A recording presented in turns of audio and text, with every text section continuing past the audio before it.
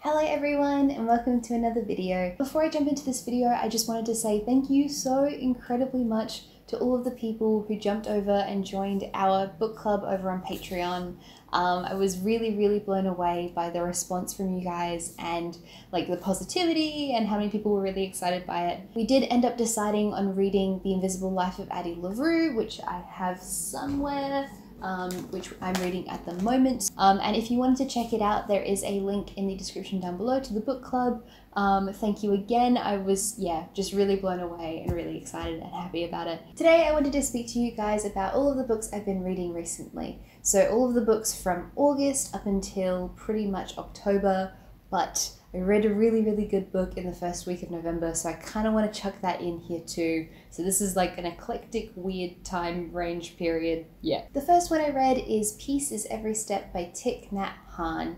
Now, the context here is that I read The Miracle of Mindfulness like 2 or 3 years ago, and I thought it was really interesting, and because I was going through a stressful period, I wanted to read something that was quite grounding. Overall, it was quite interesting. Like, I liked the concepts it explored, but there were a few little things that like kind of irked me with the book. Fundamentally, it's a book about mindfulness and meditation and acceptance and accepting the people around you, but it kind of zeroes in on parents and sort of had this like blanket statement of children always needing to forgive their parents, which I found kind of closed-minded because, you know, some kids go through abuse and it's not all black and white. So that kind of irked me with the book. Aside from that, I thought it was really interesting. Didn't like it quite as much as The Miracle for Mindfulness, but overall still like useful, and overall I enjoyed reading it. The next book is The Performance of Self by Irving Goffman. This is a book I borrowed from the University of Adelaide. I have a alumni card, so I like went to the library and borrowed it there. And I've been really enjoying having an alumni card because it means that I get to look at like the really cool old like textbooks and like interesting academic texts that like I wouldn't have gotten access to otherwise. I first encountered Irving Goffman's work when I was studying Intro to Anthropology at uni. He is like an earlier anthropologist, and this book looks at the fact that in these like everyday situations we're constantly in an active performance. So you perform a different version of yourself for your best friend versus for your boss versus for your partner versus for your like parents or your cousins or whatever, that you are a different performance of you depending on who you're performing for, and looking at like the concepts of like front regions and back regions. So like if you think of a shop, like there's this sort of like area where the staff have to be very performative to the customers, but there's also like the back region, which is like the back room where they can be themselves and they can, you know, like talk about the customers who came in and how these performances change between these two spaces. I find this concept super duper interesting, which is why I wanted to pick up this book. To be honest, like it was a very long-winded book for a pretty simple concept. There was a lot of really outdated language in it, and like problematic outdated language, and also the fact that this book isn't like an intersectional text. It doesn't really consider how class and race and a bunch of other factors really massively impact performances of self, which is one of the parts that I find really interesting about this. So there was a lot of areas where this book was lacking, but I've been wanting to read it since Intro to Anthropology. The next book I read was Neverwhere by Neil Gaiman. So the first 2 books I read weren't like amazing, but we finally broke the sort of spell of dull books by jumping into Neverwhere. This is an adult fantasy book by Neil Gaiman, and it's quite a bit longer than his other books. Honestly, it felt kind of like a quest fantasy, but set in between like modern London and this sort of like underbelly, underground London of this setting. So the premise of the book is that we have this young man named Richard Mayhew. He is our main character. He's in his 20s, he's engaged, he has a life and a job and all of this like normal, boring, mundane stuff. Until one day he's on his way to an event with his fiancée, and he bumps into a girl that falls out of a wall. Her name is Dor. She was like traveling through like a portal pretty much, and that sort of like irrevocably changes his life. He ends up having to help Dor, and he gets pulled into this London that's beneath the London that he knows.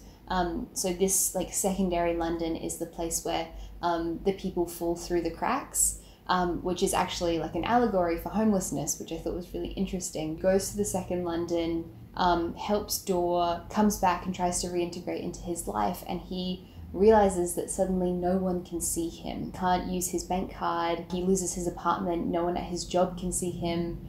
So he loses pretty much all structure in his life, all his money, everything. And then he sort of has to work out what to do and how to like claw his life back.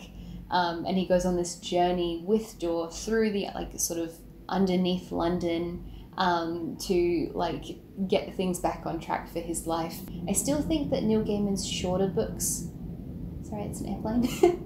I still think that Neil Gaiman's shorter books are a bit stronger for him, but overall I thought it was really, really good, and it was like a solid 4 out of 5 stars. I really enjoyed it. The next book is The Traveling Cat Chronicles by Hiro Arikawa, and I loved this book so much. This was a 5-star book for me. I listened to the audio version and just teared up while listening to it. I was like sitting at my desk at work on a lunch break, like eating my lunch while I was listening to this, and I actually started tearing up, and I was like, I need to stop because someone's gonna see me crying at my desk and they're gonna be like, what are you doing? So yeah, this book, pretty much the plot centers around this cat which is narrating the story. He is a stray cat, he gets adopted by a man, they live together, and they start to go on a journey sort of like across a few places in Japan.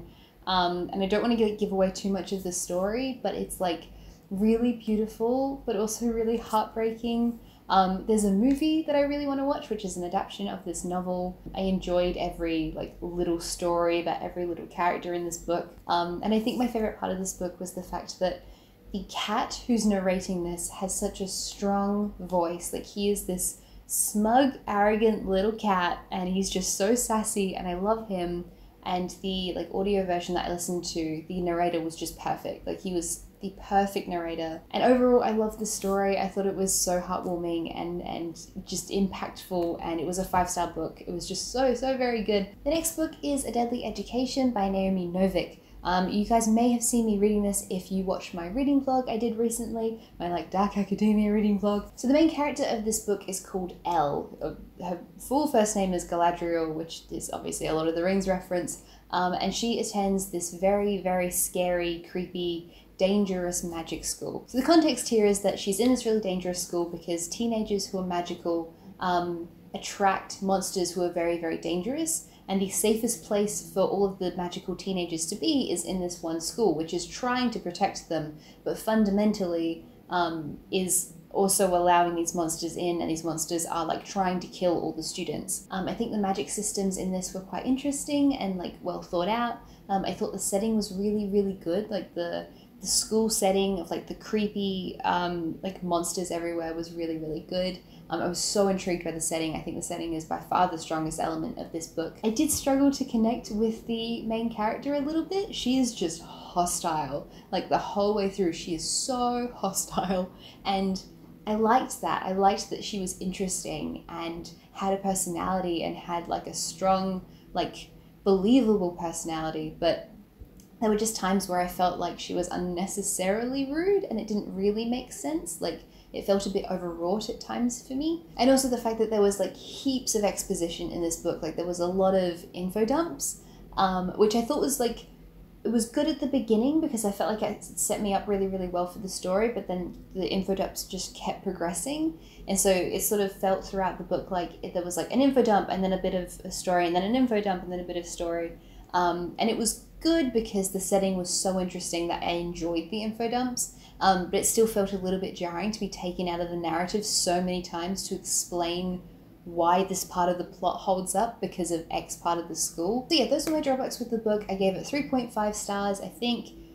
Yes, that's what I gave it. And I thought, yeah, overall it was quite an enjoyable read, interesting setting, but like tiny little things that like, kind of irked me with it. The next book is Before the Coffee Gets Cold by Toshikazu Kawaguchi. I read this book because I wanted to like follow on from The Traveling Cat Chronicles, and this was like the recommended next book. This was also a really good, like lighthearted, or overall lighthearted, like contemporary Japanese lit book to read. So the premise of the book is that there is a cafe where you can time travel. However, there's a lot of rules that dictate how you can do the time traveling. Like there's only one seat in the cafe where you can time travel, and for like most of the time there's a person sitting in it, so you can't get to the seat. You can only travel back in time to the cafe, You cannot leave the seat. You can only see people who have previously been to the cafe, and you have to end your time traveling visit before your coffee gets cold, otherwise something terrible happens to you. So I really liked how strong all of these rules were. It meant that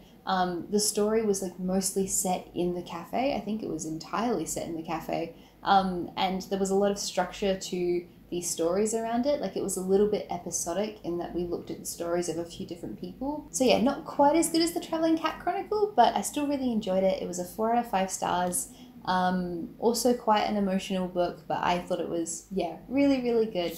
And then the last book I wanted to talk about, this is the book I just finished in early November, which is called Ghost Empire, and it's by Richard Fidler, who's actually an Australian author. I didn't realise that when I picked it up. And the reason I wanted to read Ghost Empire is because one of you guys recommended it to me like a year ago, because I've been like wanting to read about history and I'm really interested in the Byzantine Empire and in Constantinople, and I loved it so incredibly much. This is effectively a history of Constantinople, which is now called Istanbul, covers the history from when it was built, when it began as a city, up until the fall of Constantinople and when it changed its name to Istanbul. The author weaved these narratives around this trip he took with his son back in 2016. So there were a lot of elements of like modern Istanbul and like the culture, and we got to sort of see his trip with his son, and we got like some of the narrative around his family.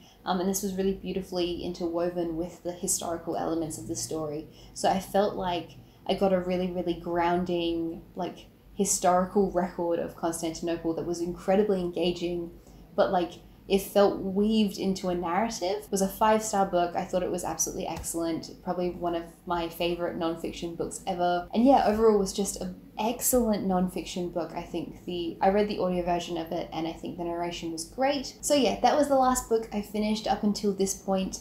A just excellent nonfiction book about the Byzantine Empire. Learnt so much from it. Did you know that the fork was invented in Constantinople in like the 4th century? I think that's correct. But yeah, look, every time you're holding a fork, you're holding a tiny, tiny piece of Byzantium. And yeah, look, I love history. I really enjoyed this book. I think it was really good. And yeah, that was the last book I wanted to talk about. I am currently reading The Name of the Wind. I'm still reading it. I keep like picking up other books in between it because it's taking a long time to read. But overall, I'm really, really enjoying it. So I'll let you guys know what I think about Name of the Wind when I finally finish it. And that's about it. Thank you guys so very much for watching. Thank you again to all of you guys who signed up to our book club over on Patreon. I was, yeah, so blown away by the response. And yeah, take care. I will see you guys next time. Bye-bye.